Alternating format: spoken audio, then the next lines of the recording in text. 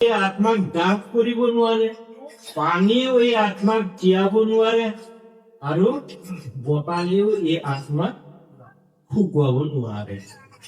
কি বস্তু? আত্মা অজৰ অমৰ নিত্য শাশ্বত, ইয়াৰ মৃত্যু নাই, বিনাশ নাই, আদি অনাদি অনন্ত ঐক্যয় অব্যয় অমৰ, লাষ্টত অগ্নি। অজৰ বুলি কৈছে, তাৰমানে ই অচেতন নহয়, চেতন। অমৰ বুলি কৈছে, ইয়াৰ মৃত্যু নাই, নিত্য, এই আত্মা সদায় থাকি থাকে। আৰু শাশ্বত মানে স্বচ্ছ, নিকা, উজ্জ্বল, কোনেও ইয়াক চেকা লগাব নোৱাৰে, এনেকুৱা বস্তু। আৰু ই অজৰ অমৰ নিত্য শাশ্বত, আদি অনাদি অনন্ত ঐক্যয় অব্যয় অনিন্দ্ৰা অমৰ অগ্নি। আচৰিত বস্তু এই আত্মা। সেইকাৰণে ইয়াক জুইও পুৰিব নোৱাৰে, পানীও তিতাব নোৱাৰে, বতাহে শুকুৱাব নোৱাৰে, অস্ত্ৰৰেও ইয়াক গুচোৱা কৰিব নোৱাৰে। গতিকে এই আত্মাৰ বিষয়ে আমি যেতিয়ালৈকে নাজানো, তেতিয়ালৈকে মানুহ কেতিয়াও সংস্কাৰ নহয়। আধ্যাত্মিক জ্ঞানৰ কথাটো সেইকাৰণে মই অলপ কৈ আহিছো এইখিনিত কম বুলি। আধ্যাত্মিক জ্ঞান যেতিয়া হব, তেতিয়া মানুহে নিজকে উপলব্ধি কৰিব পাৰিব যে মই কোন। প্ৰথমে মই কোন নিজকে প্ৰশ্ন কৰিব। আপোনালোকে সকলোৱে নিজক নিজক প্ৰশ্ন কৰিব, বাবাসকলেও কৰিব, গুৰু বাবাসকলেও কৰিব, যে মই কোন, মই কোন পৰা আহিছো। পৰমহংসই তেনেকে মাতৃক সুধিছিলে, সৰু বাল্যকালতে সুধিছিলে, কোনো শিকাই দিয়া নাই। আচৰিত নহয় বাবা? পৰমহংসই মাতৃক সুধিছিলে, মই ক'ৰ পৰা আহিছো আই মা।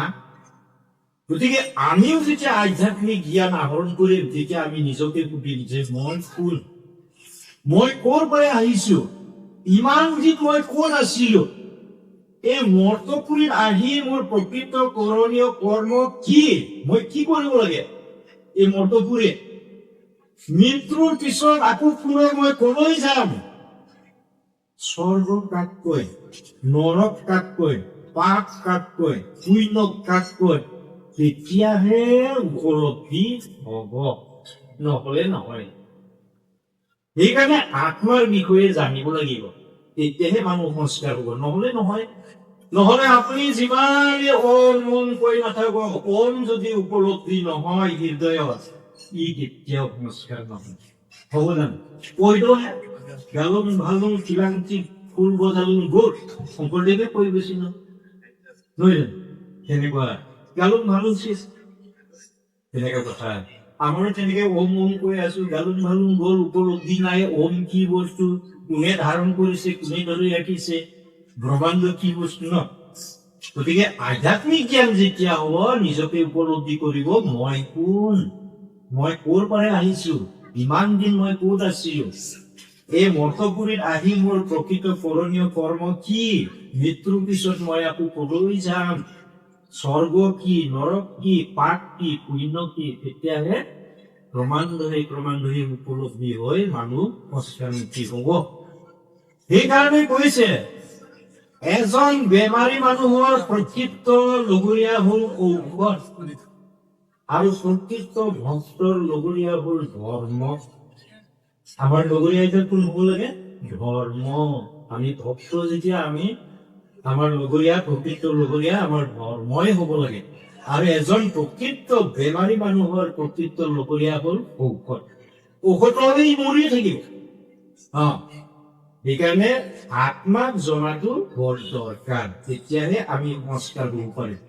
নিজেও সংস্কাৰ হব আৰু সমাজখনকো তেতিয়া সংস্কাৰ দিব পাৰিব, নহলে সাধ্য নাই। কাৰণ আজি যে ব্ৰইলাৰ কাটি আছে, গাহৰি মাৰি আছে, কিয় মাৰিছে? আত্মাৰ বিষয়ে জানিলে সি কেতিয়াও মাৰিব নোৱাৰে, কেতিয়াও নোৱাৰে। কাৰণ সি আত্মাৰ কি বস্তু চিনিয়ে পোৱা নাই, বুজিয়ে পোৱা নাই। গতিকে ক'ত সি আৰু নামাৰাকে থাকিব, হয় নহয়? মাৰিবই, খাবই, বেচিবই, চাউল কিনিবই, ল'ৰা ছোৱালীকো পালন দিবই, পিন্ধিবই, ফুৰিবই, কিছুমানেতো সোণ পিন্ধিছে গাহৰি বেছি, হয় নহয়? ইত্যাদি ইত্যাদি এই কৰ্মবোৰ তেওঁলোকে কৰিয়ে থাকিব। সেইকাৰণে কৈছে যে জাতৈশ্বৰী ধ্ৰুৱ মৃত্যু ধ্ৰুৱং জন্ম মৃত্যু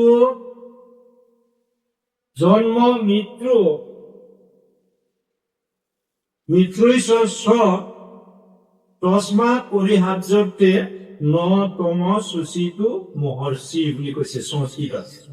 এতিয়া অসমীয়াত কোৱা হৈছে যাৰ মৃত্যু আছে যাৰ জন্ম হৈছে তেওঁ এদিন মৰিবই, ইয়াৰ একেবাৰে ধ্ৰুৱ সত্য খাটাং। আমি যে জন্মিলো আমি এদিন যে মৰিম একদম ধ্ৰুৱ সত্য খাটাং।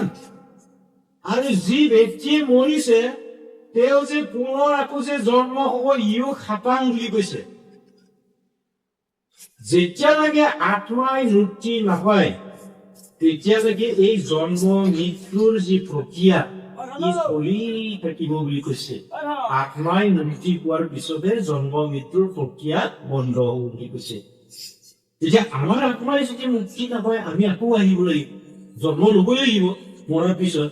সেইকাৰণে শাস্ত্ৰই কৈছে যে জাতৈশ্বৰী ধ্ৰুৱ, যাৰ জন্ম হৈছে মৃত্যু ধ্ৰুৱম, কি মৰিবই ই একেবাৰে খাটাং।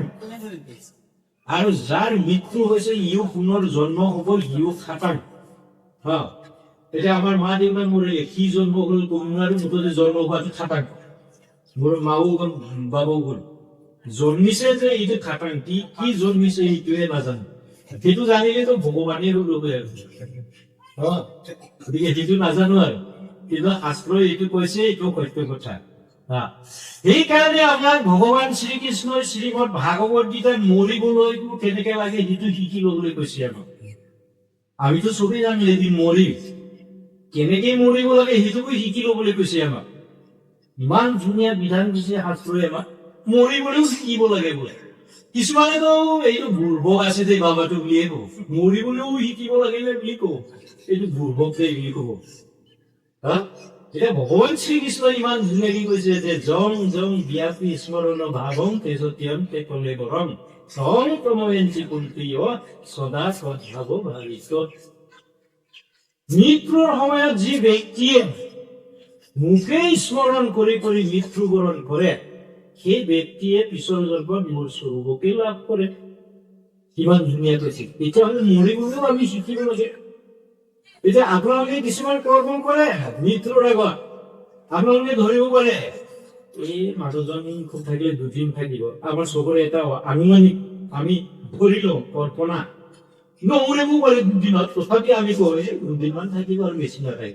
তেতিয়া আমি কি কৰো তোমাৰ শাস্ত্ৰপাঠ কৰো যাতে ঈশ্বৰৰ নাম লৈ পেলে মৰি যায়, মুক্তি হয়। সেই কৰ্মটো আমি কৰো, হয় নহয়? ভকত মাতি পেলাই আমি একটা গীতা পাঠ কৰো, কিবা কিবি কৰো, হয় নহয়? তাৰপিছত কি কি শিকায়? আইসকলে বেমাৰী হলে আইসকলে শিকাব অম কবা দেই, অম কৈ মৰিবা দেই, এইবুলি শিকাই থাকে। আমিও বাবাসকলক কেনেকে অম কবি দে, ঈশ্বৰৰ নাম লবি দে, ঈশ্বৰৰ নাম লবি দে শিকাও। কিয় শিকাম? এই শাস্ত্ৰত কৈ থৈছে অন্তিম টাইমত মৃত্যুৰ সময়ত যি ঈশ্বৰৰ নাম লৈ পেলাই মৃত্যুবৰণ কৰিব তেওঁ পৰমাত্মাকে লাভ কৰিব, যিমানে পাপী নহওক বুলি ভগৱান শ্ৰীকৃষ্ণই গীতাত কৈছে যে মৃত্যু হল লাষ্ট দৰ্জা। সেই মৃত্যুৰ ক্ষণত আত্মাই একেবাৰে সি পৰম গতি লাভ কৰাৰ সুবিধাটো ঈশ্বৰে আমাক দি দিছে, যিমানে পাপী নহওক। সেইকাৰণে ভগৱান শ্ৰীকৃষ্ণই কৈছে সৰ্ব ধৰ্মানা পৰিত্যাজ্য মামেকং শৰণং ব্ৰজ অহংকাৰ সৰ্ব পাপেয় ভয়ং বপজামি মা সূৰ্য। যিমানেই পাপী নহওক মোৰ শ্ৰীচৰণত যদি শৰণাগত হোৱা সকলোখিনি পাপ মই খণ্ডন কৰি তোমালোকক মুক্তি দিম। গতিকে মৃত্যুৰ বেলাটো যদি ওম যদি কোনোবাই কৰিব পাৰে তেওঁ পাপৰ পৰা মুক্ত হৈ পৰিত্ৰাণ পাব পাৰে। এইখিনি ব্যৱস্থা আমাক শাস্ত্ৰই দিছে। সেইকাৰণে মৰিবলৈও ভগৱান শ্ৰীকৃষ্ণই আমাক শিকাই থৈ গৈছে কেনেকে মৰিব লাগে। এনে জাহা একদম ছাগলী কুকুৰা গাহৰি নিচিনা মৰিলে কি দাল হ'ব, হয় ন? সেইকাৰণে বিশেষকে ভাগৱতী সমাজত মই বেছিকে দেখিছো মৃত্যুৰ আগ মুহূৰ্তত শাস্ত্ৰপাঠ হয় আৰু ঈশ্বৰৰ নাম কবলৈ শিকাই থাকে। আমাৰ বহু মানুহ বিলাক ওচৰ নাচাপে ভয়ত, এই মৰিলে মৰি যায় এইটো কোৱা নিচিনা। মই বহুত জেগাত দিছো ওচৰ নাচাপে, আমি কিন্তু ওচৰ চাকৰি দিলে আমি অলপ চলপ শিকাই দিম আৰু এই বাবাই ঈশ্বৰৰ নাম লবি দেই এনেকে বুলি আমি কওঁ আৰু কিন্তু কিছুমান গৃহস্থই ওচৰ নাচাপে কি ভাবি জানো এইটো আমি নাজানো আৰু তেনেকুৱা মানুহ আছে গতিকে এইখিনিও আমি মনত ৰাখি পেলাই এই কৰ্মখিনি মানে কি কৰিব লাগে ইয়াৰ উদাহৰণ এটা দিছে আমাক ভাগৱতত উদাহৰণ দিছে আপোনালোকে চবেই জানে তথাপি কওঁ আৰু মই চমুকে জ্বৰ ভৰত মুনিৰ কথা আমাক ভাগৱতে দিছে দেই মৃত্যুৰ সময়ত যোনে যি কথা চিন্তা কৰি মৃত্যুবৰণ কৰিব তেওঁ পিছৰ জন্মত সেই স্বৰূপকে লাভ কৰিব গতিকে জ্বৰ ভৰত মুনিৰ কথাটো আমাক উদাহৰণ হিচাপে ভাগৱতে দিয়ে জ্বৰ ভৰত মুনিৰ মৃত্যুৰ পিছত তেওঁ মুক্তি হোৱাৰ পথত আত্মাই মুক্তি পাবই আৰু মৃত্যু হোৱাৰ পিছতে মুক্তি কিন্তু কি হ'ল এদিন আশ্ৰমৰ পৰা বাহিৰত ফুৰিবলৈ গ'ল হৰিণা পোৱালি এটা পাই আহিলে নহয় আনি বোলে আশ্ৰমত ডাঙৰ দীঘল কৰি হৰিণ বুলি ক'লেতো চাবলৈ কিমান ধুনীয়া গতিকে মুনিৰ সেই হৰিণাৰ প্ৰতি এটা ভাগ হ'ল মৰম এটা ভাগ সোমালে ডাঙৰ দীঘল কৰি ইমান কৰা যেতিয়া জলভৰত মুনিৰ মৃত্যু হ'ল তেতিয়া তেওঁ সেই হৰিণ বহুল কথাকে চিন্তা কৰি প্ৰাণ ত্যাগ কৰিলে আৰু অৱশেষত মুনিৰ আত্মাই সেই হৰিণৰ জমিতে জন্মগ্ৰহণ কৰিলে এইখিনি বিধান আমাক শাস্ত্ৰই দি গৈছে ভাগৱতে দি গৈছে হয় নহয় বাবা গতিকে আমি মিছা বুলি কেনেকে কম আমাক শাস্ত্ৰই দিছে এইখিনি বিধান গতিকে মৃত্যুৰ সময়ত যোনে যি কথা চিন্তা কৰি প্ৰাণ ত্যাগ কৰিব তেওঁ পিছৰ জন্মত সেই স্বৰূপকে গ্ৰহণ কৰিব আমি যদি ধন গুণ কিবা কিবি যদি কথা চিন্তা কৰো তেতিয়া আমি সংসাৰতে বন্ধন হৈ থাকিম আমাৰ আত্মাই সংসাৰতে বন্ধন হব কাৰণ মন মনুষ্য নাই কাৰণ বন্ধন মোক্ষে বুলি কৈছে মনেই মুক্তি পোৱাৰ প্ৰধান কাৰণ আৰু মনেই হ'ল সংসাৰৰ বন্ধন আত্মাক বন্ধন কৰি ৰখাৰ মুখ্য কাৰণ এই মনেই বদমাছ মনেই মুক্তি দিব পাৰে মনেই বন্ধনো কৰি ৰাখিব পাৰে বুলি কৈছে তলা চাবিৰ লগত তুলনা কৰিছে মনক কাঠিৰ লগত চাবি মাৰিব পাৰে খুলিবও পাৰে মনটো তাৰ লগত তুলনা কৰিছে গতিকে এইকাৰণে আইসকল বাবাসকল সাৱধান এতিয়া কি বুলি কৈছে অন্তকালে স্বমামেয় স্মৰণ মুক্ত বাঘ কলিবৰম য প্ৰয়াতি স্বমৰ্থাব জান্তি নাস্ত সংশয় যে মৃত্যুৰ সময়ত মানুহৰ মনলৈ অনেক কথা বতৰা মনলৈ আহে কিছুমান ব্যক্তিৰ মনত পত্নীৰ কথা আহিব ল'ৰা ছোৱালীৰ কথা আহিব টকা পইচা মাটি বাৰী গাড়ী সম্পত্তি ইত্যাদি ইত্যাদি কথাবোৰ মৃত্যুৰ সময়ত মনলৈ আহে আৰু এই কথাবোৰ যদি চিন্তা কৰি যদি সি প্ৰাণ ত্যাগ কৰে তেতিয়াহ'লে এই সংসাৰৰ মায়াৰ বন্ধনতে ই বান খাই থাকে বুলি কৈছে তাৰ আত্মাই মুক্তি নাপায় বুলি কৈছে এই বন্ধন হ'ল এই সংসাৰৰ মায়াতে ই মজি থাকিলে আৰু বন্ধন হ'ল এই কথাটো আমাক শাস্ত্ৰই কৈছে সেইকাৰণে সাৱধান ধৰ্ম কৰ্ম ভালদৰে কৰক আৰু আত্মাৰ মুক্তিৰ হকে চিন্তা কৰক এই পৃথিৱীৰ একো নিজস্ব মূল বুলিবলৈ একো নাই দুদিনীয়া জীৱন লৈ আহিছো আৰু দুদিনৰ পিছতে ঘূৰি গুচি যাম অসাৰ একো নাই সুদা হাতে আহিছো লেংটাকে আহিছো অকলশৰে আহিছো যোৱা সময়তো সুদা হাতেই যাম অকলশৰেই যাম আৰু লেংটাকৈ যাম লগত একো নাযায় দুটা বস্তুৰ এটা যাব লগত হয় পাপ যাব নহয় পুণ্য যাব পাপ যদি নিয়া হয় তেতিয়া নৰকত বা পুণ্য যদি নিয়া হয় স্বৰ্গত বা ভাল কৰ্ম কৰিলে পুণ্য অৰ্জন হব বেয়া কৰ্ম কৰিলে পাপ অৰ্জন হব কথা ইমানেই সেইকাৰণে দুৰ্লভ মনুষ্য কায়া লাভ কৰোঁতে ঈশ্বৰ বুজি আমি যিমান পাৰে জগতৰ কল্যাণ কৰ্ম কৰি আত্মাক মুক্তি দিয়াৰ চেষ্টা ৰাখিব লাগে তেতিয়া আমি মুক্তি নাপালেও আমি পুণ্য সঞ্চয় কৰি নিব পাৰিলেও মনুষ্য কায়া পুনৰ লাভ কৰিব পাৰিম তাৰপিছত আকৌ কি ক'লে আজি আমি কৈছো কি বুলি কৈছো জীৱশ্ৰেষ্ঠ মনুষ্য হৈ পেলাই আমি কি কৈছো এইটো মোৰ সেইটো মোৰ মই নহলে নহয় মইহে কৰিছো মই ছেকেণ্ডেৰী হয় মইহে খাৰ ঘূৰি মন্দিৰটো বনাইছো ইছ চাবি কোনটোনো মোৰ হ'ল আজি মাতৃ সীমা লৈ পেলাই আমি কথা পাতি লাগিছো মৰামৰি লাগিছো কাৰোবাক হত্যা কৰিছো কেছ হৈছে মামলা হৈছে কাৰোবাৰ জেল হৈছে কাৰোবাৰ ফাঁচি হৈছে অনৰ্থ কোনটোনো মোৰ মই আহোঁতে লগত কি লৈ আহিছিলো জাহাতেহে আহিছিলো একোৱেই হোৱা নাই লেখাতে আহিছো অকলে আহিছো কিন্তু মই নহা আগতে ঈশ্বৰে গোটেইখিনি সৃষ্টি কৰি থৈ দিছে কি লাগে না কিবা ফল মূল লাগে না ধান চাউল লাগে না তৰুতৃণ গছ লতা আদি লাগে ঘাঁহ বন লাগে জীৱ জন্তু লাগে সকলোখিনি মই নহা আগতে ঈশ্বৰে সৃষ্টি কৰি থৈছে কোনটোনো মোৰ হ'ল লাজ নাই আমাৰ ওপৰত যাৰ কাৰণে মাতৃসীমাক লৈ পেলাই কথাগুটি মৰামৰি জেল ফাঁচি হৈছে ফাঁচি হৈছে কাৰো জেল হৈছে 18 বছৰ 20 বছৰ লাজ নাই আমাৰ কোনটোনো মোৰ